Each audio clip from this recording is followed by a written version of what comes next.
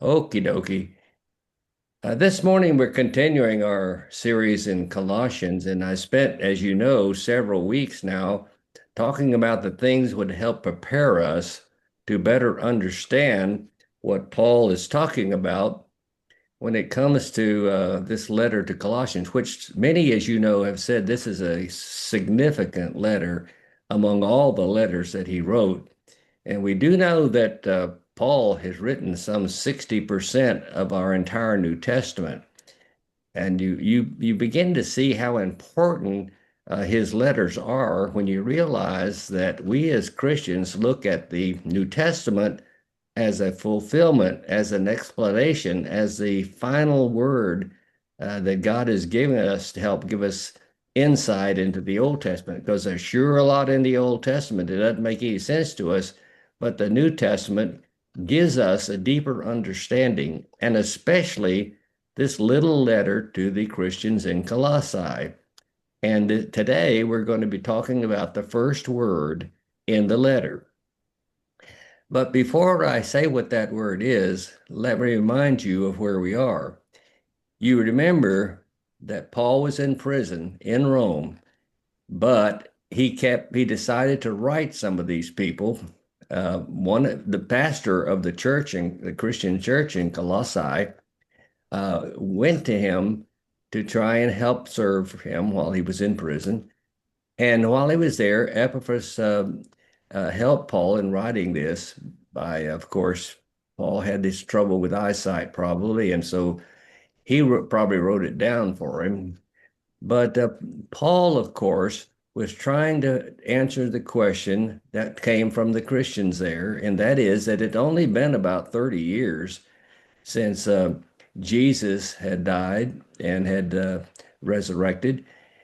And some of these strange teachings were coming into the church, not only Colossae, but in Corinth and some other places. So Paul decided to write the church in Colossae.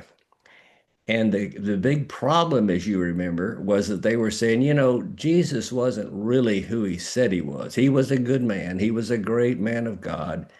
And he was a wonderful preacher. But Jesus wasn't really God himself. He was a good man. And so the doctrine was changing in the eyes of some of these intellectuals.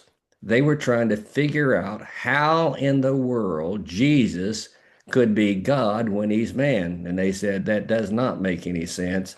It sounds like it's foolish. And so, like many intellectuals in our day, these folks were saying, just take Jesus for what he is, a good man. But you don't really need Jesus to be spiritual. That is, you don't need Jesus to really please your life and to please the eternal. You don't need Jesus to go to heaven. You don't need Jesus to help you run your life and to be ready to face all these difficulties. You can do it without him. You can become a spiritual, meaning you can become more than just a physical person. Well, Paul said, oh my gosh, this is at the heart of our faith. So Paul wrote this letter to clear all this up. And in doing so, he starts off with this one single word, Paul. It's very interesting. He often does this, but it's critical in this particular letter. The first word, I mean, there's no dear, there's no hi, there's just the word Paul. If you look at it in the original text, the way it was originally written. And I want us to remember that as we start looking at this now, we need to remember that the basic theme of this whole letter is going to simply be Jesus is God. Make no mistake by it. Jesus is not a representative of God. Jesus is not a messenger of God. He's not a prophet of God. Jesus was God in flesh. And remember, this will help you now if you follow this logic. Paul was a very logical person as far as logic would carry him. Paul made it clear that the old gospels that he had read, said that God is spirit. The word God, do you remember? The word God was the old Hebrew word that really meant powerful, caring one, the powerful, caring one that created everything.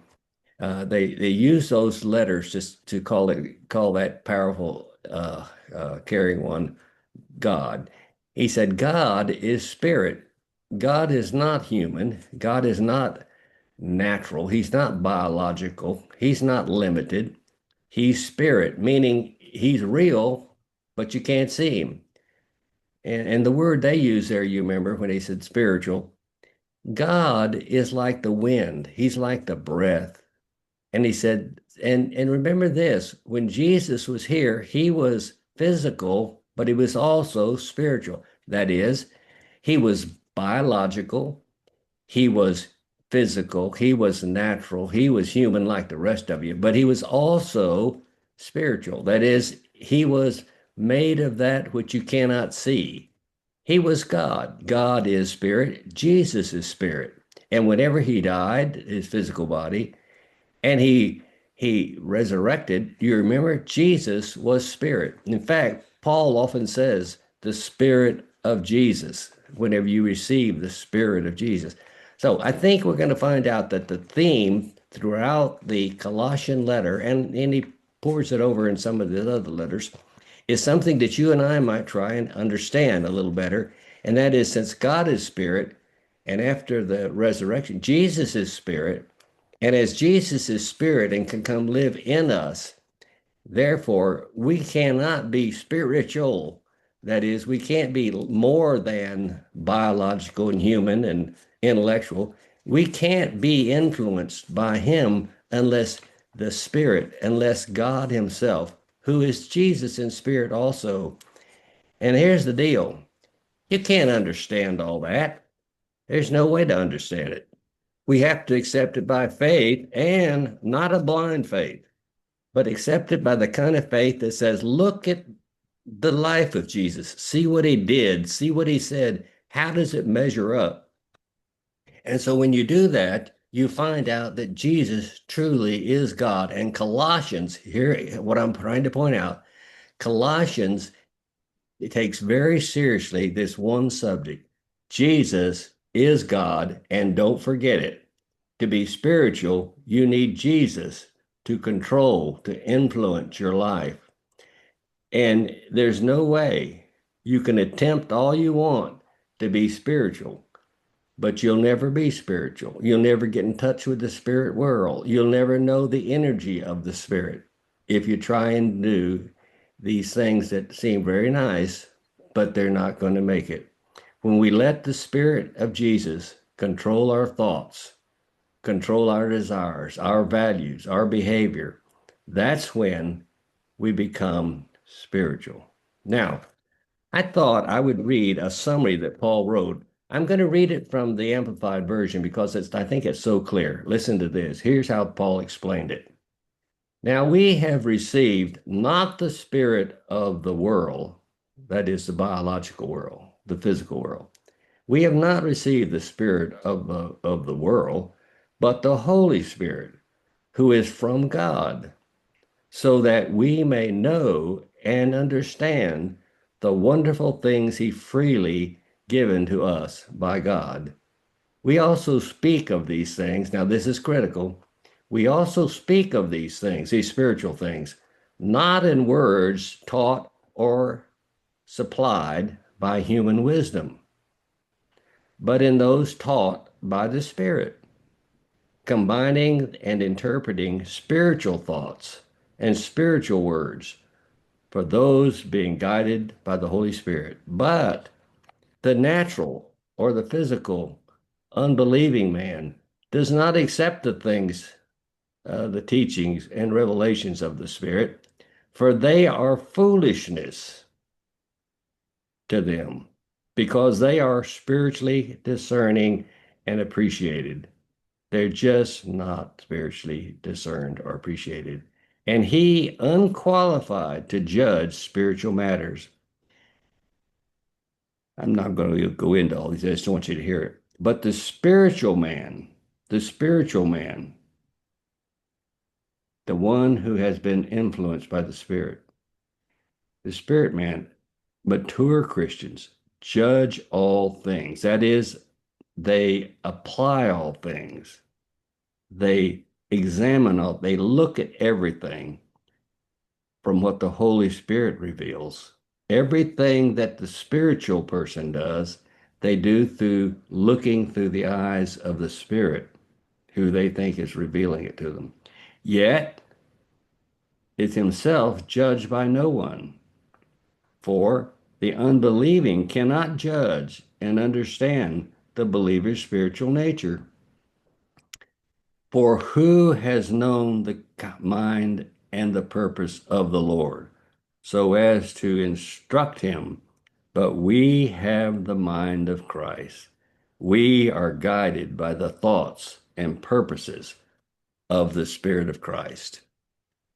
Now, that's a long translation of that to say it's critical. And that's the theme of the entire letter to the Colossians. So, as we start this letter study and we look at this first word, you're going to see how critical it is. Because the word Paul, the first word, the first thing that we are to remember, when these people were reading this letter, and they see the first thing is Paul, what came to their mind? You see, this letter is only as good, and what he says is only as good. It's only goes so far as his credibility. Remember this, brothers and sisters. What we say only goes so far as to who we are. The major thing in our life must be to measure our lives by what we want to be remembered by. When Paul was not there, he'd never been there. All he had for these Colossian Christians was his reputation, the history of his life. People didn't know the details, but they knew the big things, and they could summarize his life. And I want you this morning, as you start to study the letter of Colossians, when you hear the word Paul, what do you think about? What comes to your mind? Because if what comes to your mind is not enough, then you won't take his word seriously. But if you take Paul's name and it reminds you of the things that he really is, why God chose him to write 60% of the New Testament, why God picked him out, as he's going to tell us very shortly. When you start realizing who he was, and don't deal with the foolishness of those who say, oh, he's to this or he's to that. There's always going to be somebody critical of you. When you realize who Paul is and what Paul did, these words become extremely credible and authoritative. As we talk about this, I want to ask Phyllis something. This is Father's Day. Phyllis's father, I knew him very well. And I asked Phyllis early this morning during our devotional, I said, Phyllis, as you think back to your father, what three words come to your mind? See, I know a lot about him, but she picked out three words that she remembers when she hears the word buddy, or hears the word father, or hear the word daddy. Phyllis, what were the three words that come to your mind when you hear his name or hear that he's your daddy? Well, the first word was faithful. My father was faithful to his Lord and faithful to his family and to his friends as long as I can remember. And he was humble. My father was a very humble man, very other-centered. And my father was very creative. He did not have, growing up in the rural South at the time that he grew up, he did not have opportunities for an education because he was supposed to, as the elder son, take over the family farm. but he was a very smart man and very, very creative. And our home is filled with things that my father, as Bill used to say, redeemed. Uh, Something that somebody else would have thrown away, and my father was creative and redeemed it and made something beautiful of it. Thank you, Phyllis. Faithful, humble, and creative. And I think that's a perfect description of Buddy as I knew him. And I would trust his word. When he said something, I trusted it because of those qualities. I think of my own dad. He was not a perfect man, just like me. But I think of my dad. I told Phyllis the three words were dependable, calm, and tireless. We used to have a lot of hurricanes and we had a lot of financial problems and all kind of stuff. But my dad was so calm, so peaceful. All my life, it's been an effect on me. We need to major on how we want people to remember us. I wonder this morning, we can't go around to take the whole time if we went around to everybody, but is there somebody just has a burning in your heart to tell me when you think of your father? I know some people had some fathers that were pretty rough and maybe around the edges, but there's some of you who just really think highly of your father. Is there somebody who would have three words you could describe your father and why?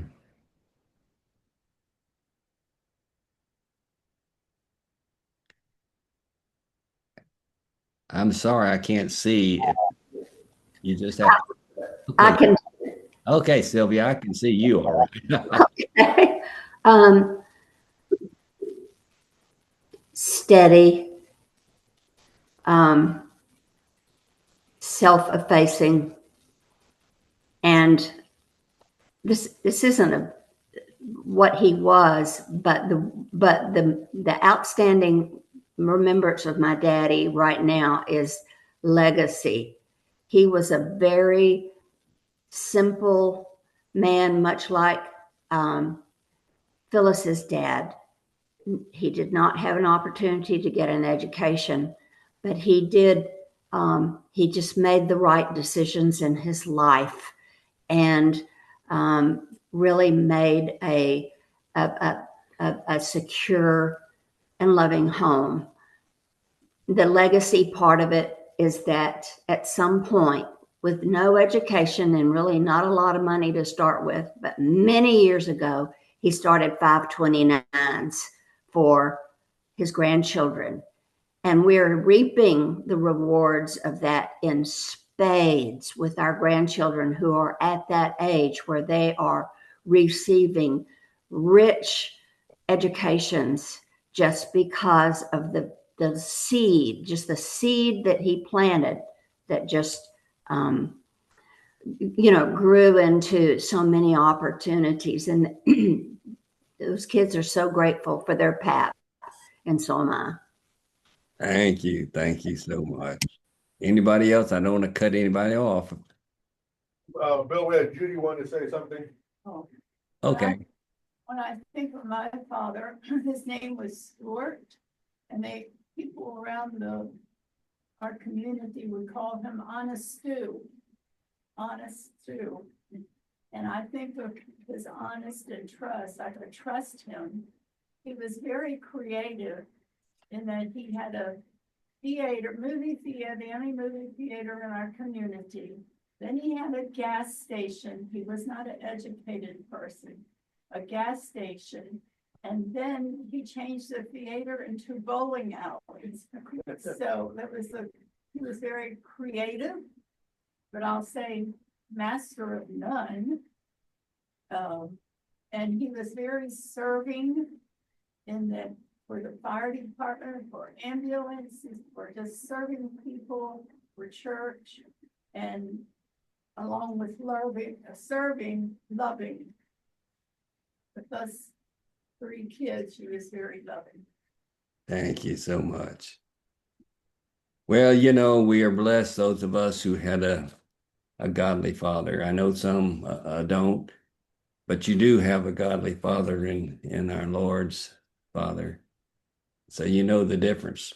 but thank you for those of you who showed us the importance of how we remembered. You know, the point that I'm trying to make here, I think, the main point is that somehow your name defines who you are in the minds of the people who know you. Just the name. When you bring, like when Phyllis brings up the name Buddy, her father, I automatically think about some stories. It just pops in my mind. You know, I guess it's like these computers, they pull back old things. Um, there's something about a name that will bring back a story that you remember. It'll bring back some emotion that you had. These kind of things represent the person's character. It calls a summary. You know, when you can put an entire life in one or two or three words, that doesn't say everything about him, but it does say, this is what I remember. This is what was important. Well, that's what happened with Paul.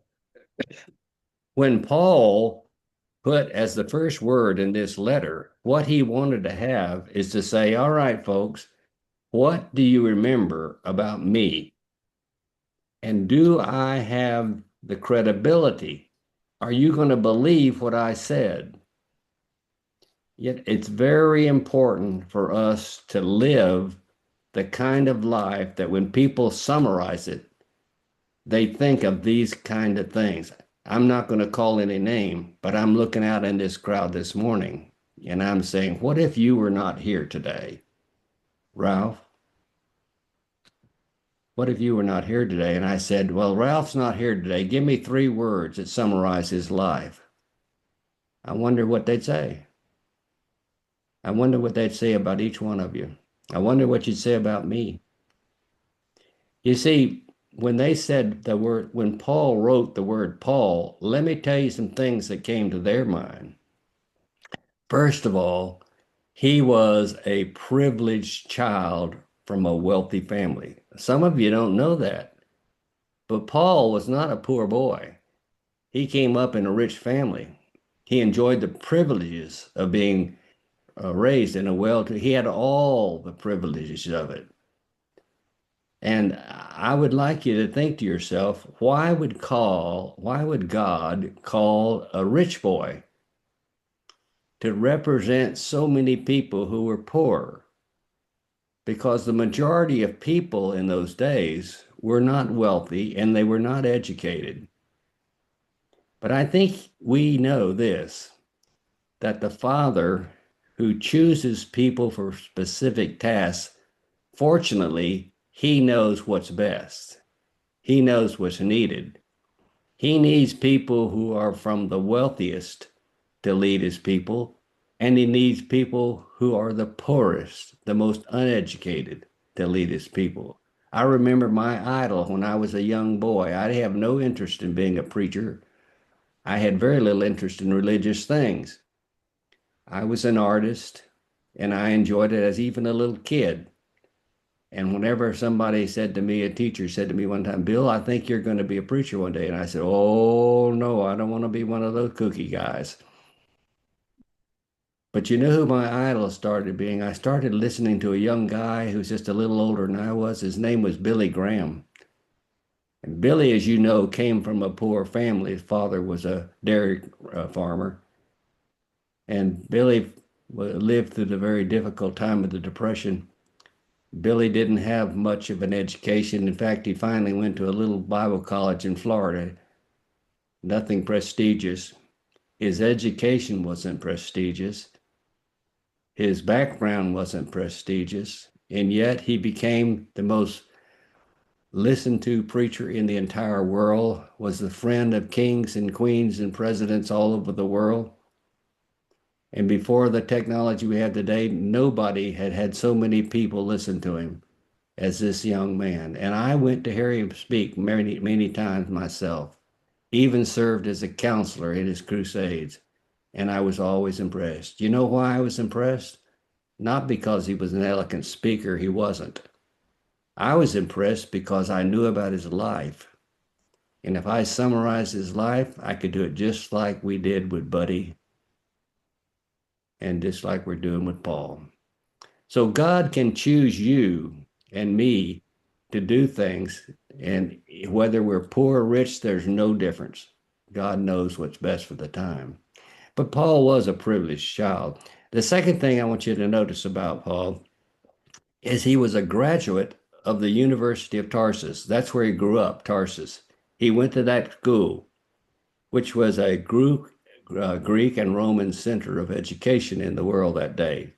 His home was a major center in both Greek Roman Empire and the Greek. It was a place where the emphasis on education was Greek philosophy. Think about it. All the great Greek philosophers, he got it. It was a center of debate, religion, and medicine. He went where all the smart folks went. Really, there were only basically four places. You either went to Tarsus University, or you went to, in Egypt, you went to Alexandria, which was one of the great institutions in the world, or you went to Athens or to Rome. Paul went to one of the most prestigious schools in the world. And of course, it had to be partially because he was from a wealthy family. It was also because he must have been brilliant. Now think about it. When the letter starts with the word Paul, these people, not like us, these people knew this man has been to the most prestigious schools in the world. He is a brilliant, educated man. And then the next thing, if you'll notice, when he said Paul, you know what else they thought? Here's a man who is a skilled debater and public speaker.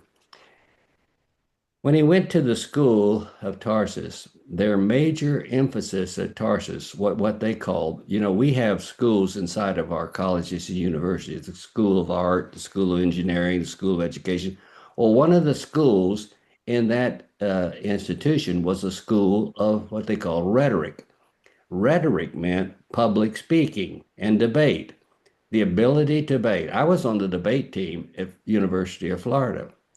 Debate is where you not like the crazy things we have today. Debate was where you have two sides of an issue and the people have to argue and give evidence, give proof of what they're saying is true, and then the judges decide which one made the right decision. Paul had a doctor's degree in debate, and the people who went into the school and got their major in the school of rhetoric were people who wanted to be lawyers, politicians, or public figures that could stand up and speak for any issue. And Paul was a qualified debater and speaker.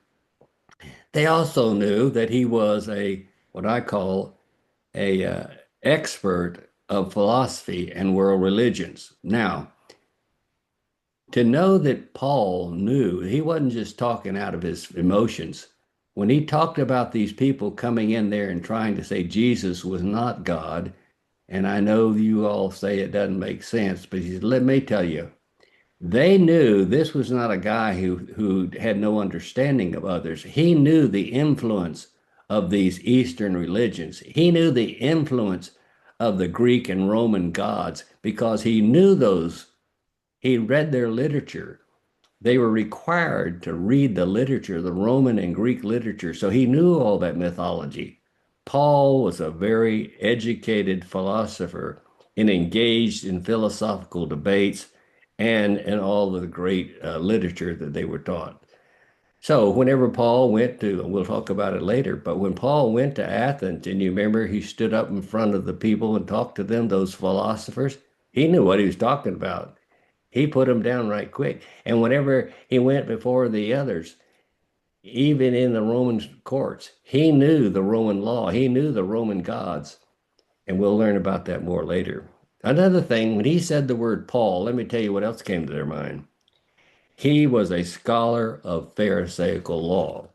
Now, some of you have heard this, but it may have passed by quickly, so I want to bring it up again. These people knew that he was not only in the Supreme Court of the Jewish nation, he was a student of Gamaliel. Gamaliel was a probably the most well-known lawyer of Jewish law known in the world that day. He came out of the family of Hillel. Some of you heard of the word Hillel. That's the famous Jewish family by which Jewish law rests. And he was a student of Gamaliel, and so everybody knew this man is in the top of all of our laws. So uh, it was not like when he talked to the Jews, he was kind of just telling his feelings. Paul knew what they believed. He knew what they stood for. Also, I think we need to remember that when he wrote the word Paul, they remembered he was a powerful political figure. One of the most powerful men before he was converted to Christ. He was one of the most powerful political figures on the scene. He had the power and position and authority to persuade Christians because he had seen all these things happen. I wonder what would take a man, as they knew, who was a powerful political figure, highly respected by the Romans, and given a high position among the Romans. Why would a guy like this all of a sudden start hating, uh, hating to see the Christians persecuted? And why would he turn from being a hater of Christians to a lover of Christians? I think about it. These people knew he had been a political Roman, and now he was being tormented by the Romans. I wanted to I know we can't take too much time on all this, but I want to just take a minute to ask you something to see what you think. What are some of the possible reasons Paul, a recognized Jewish leader, was so hateful and violent against Christians? That is it, he was a Jew, he was a Jewish leader, he was a legal giant. Why would he hate these Christians so much? He knew all these different religions. What do you think are some reason that he might have been so hateful and so violent against the Christians? They seemed like a peaceful bunch. Who has an idea?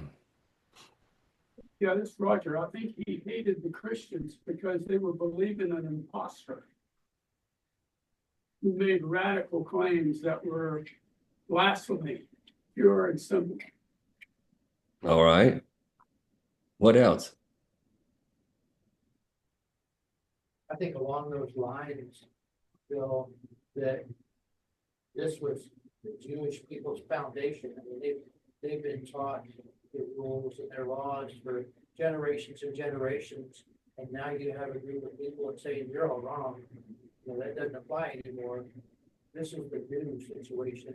And I would think you would see it as a threat to the very foundation of centuries of belief.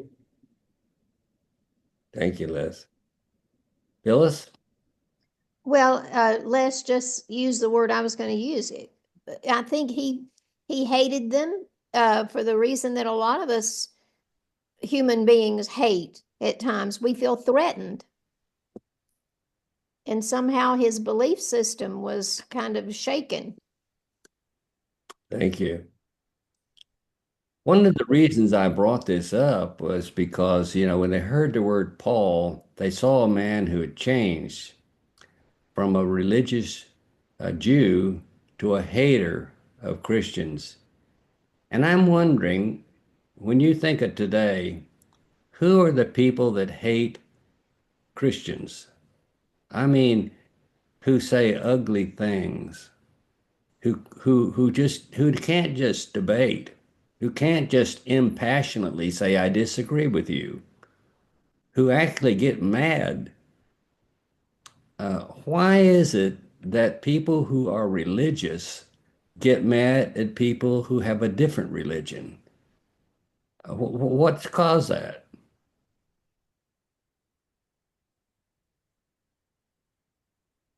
This ain't like kind of like what Phyllis said. They feel threatened that their beliefs are, under fire, so to speak.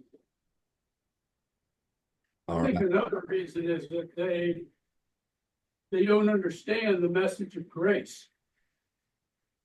And so they feel threatened because they don't think they're included. They would know they were included if they understood the concept of grace. In fact, that's why many Christians hate other Christians, is because they have ideas of having to earn salvation instead of the concept of grace. It's just too good to be true. Thank you, Roger. That's good. I think even the whole thing about rightness, countries being right, being willing to see other countries as being blasphemous, kill them. I mean, I think it's about the human intellect wanting to be right and being validated for rightness. Because, only God is right. So our God's more righter than your God. Mhm. I mean, everywhere from wars to neighbors' conflicts to and if you're the more intellectual you are, the more time you've been spent learning about what you learned. I think Paul had been indoctrinated with all that. He had to be right after all that time he spent, you know. Thank you. Yeah, that's so true. You think about it. As you know, I've taught world religions, and I actually went to the origin of the major world religions and talked to some of their leaders. And it's very interesting to me that the old saying that there are two things you don't talk about to people that you want to be friends with. One is religion, and the other is politics. Well, you think about it. Why is it that we just can't have conversation about religion, differences in religion, and differences in politics? It seems to me that as I've read about this and studied about this all of my life, all of my adult life, it's mainly because those are the things that are most personal, because they deal with control. When you talk about politics, when somebody has a different political view, you know the personal results of those. At least you have a deep feeling of how this is going to affect me. It's like you're talking down to your heritage. You're talking down to your father who taught you these things. You're talking down to your loved ones who served some other ideology. And so it's getting down to the personal violation of who you are. Talking about politics to most people is not just about a difference in belief. It's a difference in I'm not worth it. Something's wrong with me. It's like a hate, even if it's said calmly, it's taken by most people as we've talked about, a threat to one's personal existence. The same thing about religion. It affects the family. I mean, when we start listening to what other religions believe, and you think, man, that is saying that I'm wrong. It says I'm stupid. It says that I'm not gonna make it. It says the things they're doing that I say are wrong, they're saying they're right, like she just said. It seems to me that we need to step back. We're going to find out in Colossians.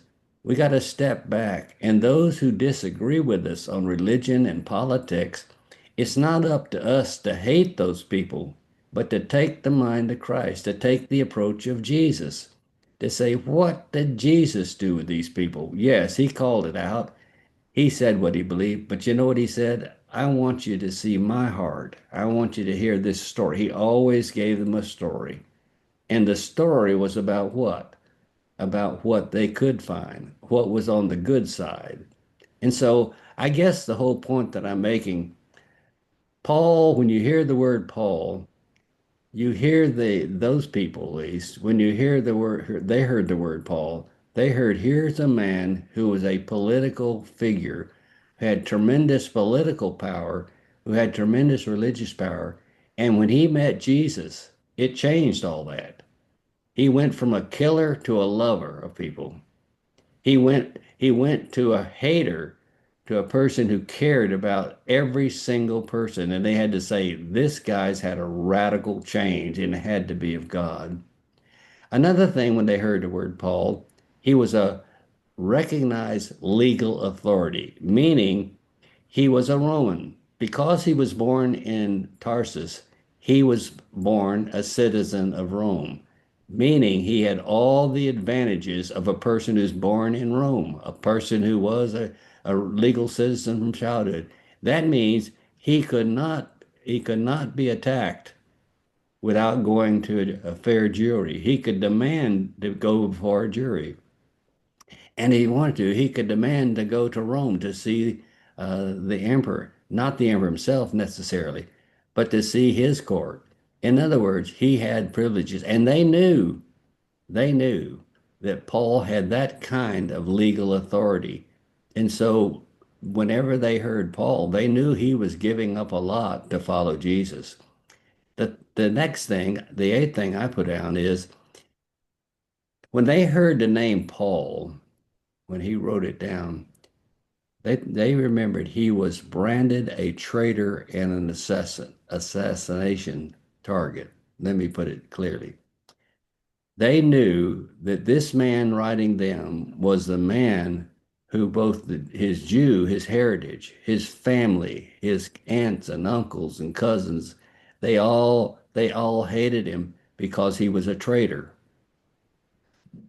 But they also knew that he had become a target to be assassinated. And as you know, there were multiple assassination attempts on his life, as we read in Acts. So they knew that Paul was facing death all the time. And so they had to say to themselves, would a man be telling us this if he was willing to go through all that? In fact, I want to ask you something. What do you think are the main things that would make a man like Paul be willing to go through all he went through? We won't go through that before. We've done it before. All the beatings, all of the threats of death, all that stuff. Why was he willing to go through all that? What do you think are some of the main reasons?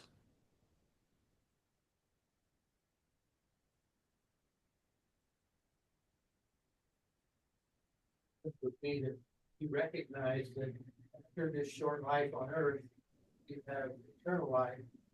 So you can go through whatever the world throws at you, knowing that the life you're going to receive on the other side is eternal and so much better. So the value you place on your earthly life becomes less than your eternal life. That's excellent. What else? Why? Well, I didn't know this because I always thought, okay, after his transformation, he just started going in, you know, fast speed. But I had learned that after his transformation, he had spent time alone, that it had a great impact. He didn't just go out immediately, it became internalized. And I thought that was kind of eye-opening that he was out in the wilderness, so to speak, for a while until it came out and then full force ahead. And I think that was just deeply, deeply meaningful to him, transformative. Yes. What else? What other reason would a man put up with all this stuff? Why wouldn't he just say, if God can't take care of me better than this, I'm going to get out of this? Why'd he stick? Fred, Yeah, he had a personal encounter with the Christ. there you are. And these people, when they heard the name starting the letter off, Paul, don't you know they remember he told that story everywhere he went. It was like a broken record. Paul, who met Jesus on the road to Damascus, they knew it. And that's one of the reasons why he was willing to go through all this. He met Jesus. This was not just an intellectual understanding, was it? It was more than that. Anybody else?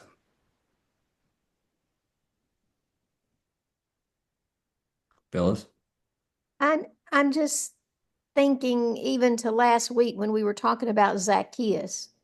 Why did Jesus call Zacchaeus out of the crowd? Why did he give Zacchaeus a personal opportunity for transformation. I think Jesus knew that this is the man for this little town right here. He's going to make the most significant impact. And you were talking about Paul early on in God's choosing him. I mean, he needed to be an educated man. Look where he had to go and where he had to speak. And look at his passion. I mean, he was zealous, uh, committed. And then when, as Fred said, when he met Jesus, he was equally as committed and passionate about his new calling. Bill, I looked up just a few minutes ago. You know, his name was Saul. Who knows? Maybe his mama named him after King Saul. We don't know, but it was a fairly common name in Hebrew culture, and that name meant borrowed or asked for. And guess what the name Paul means? You probably know, but it means small or humble. And that's how he saw himself. Yep. Thank you, Phyllis. That's so true. And I think that we all get this point, and I hope it'll come home to you, is that whenever he started his letter off, the first word was Paul, because he wanted them to remember all these things about him. And it ended with the whole thing is, I met Jesus. And that's what I want to be remembered. I want to remember that when you hear the word Paul, this is a man who met Jesus, gave his life to Jesus. His life was changed completely. You all know all I went through. You know everything I've done. And remember this, he was the most well-known missionary church starter in the whole world. He was the most influential writer uh, for the Christians in his day. And so when they heard Paul, how about if you got a letter from a guy like that and it started off Paul, you'd think, holy mackerel, this is from that Paul. You know, they never met him, never did get to meet him, but they said, this is from Paul. So let's remember as we launch into this book and try and a letter and see how much it says that we keep in our mind not just he was a good old Jewish guy who met Jesus, but all these things we're talking about. And I want to also end this lesson today by asking you this.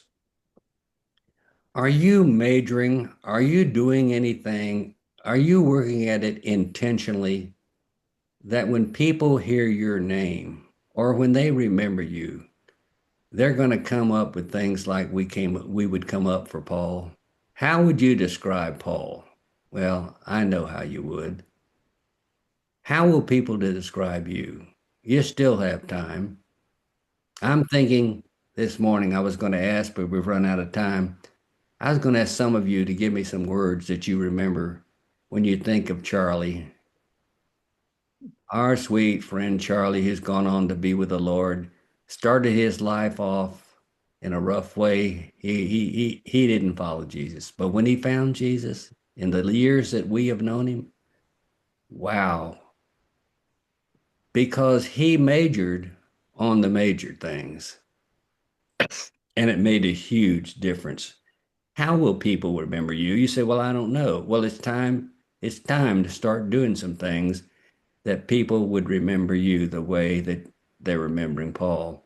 I'll leave you with this story. I was a pastor for a while in San Antonio, and I've told some of you this story years ago. It's true. One of the habits that I always had as a pastor was when people died, I'd go visit the family and I'd ask them to gather everybody, all the children, all the grandchildren, anybody that want to come that I wanted to hear and talk to them. And here's a question, one of the questions I always ask them as we prepared for the memorial service. I had said to them, what do you remember most about your father? This fella, I didn't know him. I knew his family, but he never came to church. I didn't know him. I said, what do you, I want to talk a little bit about him at the funeral. What do you remember most? And for a while there was silence, which I didn't often get. People usually had a lot to say. But after a little bit, I said, let's just start over here on the left-hand side of the room and let's just go around the room and tell me what are the things you remember most about your dad or your father. Tell me what you do. You know the first one was his wife. And you know what she said?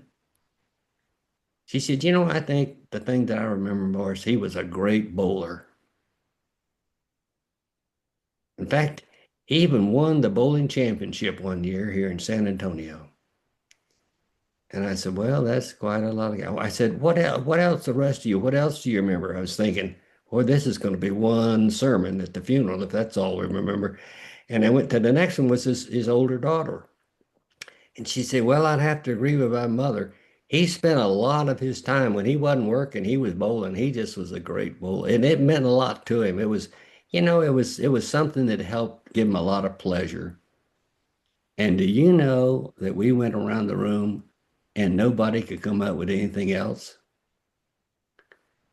Do you suppose when it came to the day for the funeral service that I got up and said, all I can say is Mr. So-and-so is remembered because he was a great bowler. I told you that story not to run down this man since you don't know his name anyway. I told you this story for me to ask you this question. Maybe the Lord's asking you this morning. What would your family say about you today? What do you want people to say when they hear you say, my name is Bill? What do you remember about Bill? What would people say? Jesus is asking you this morning, and I think that you see that all that you've done in your life, I hope, contributes to the way you'll be remembered. Okay, next week we're going to talk about the second, number 2, the second word in this letter. Ralph? No, Bill, we're always recruiting for this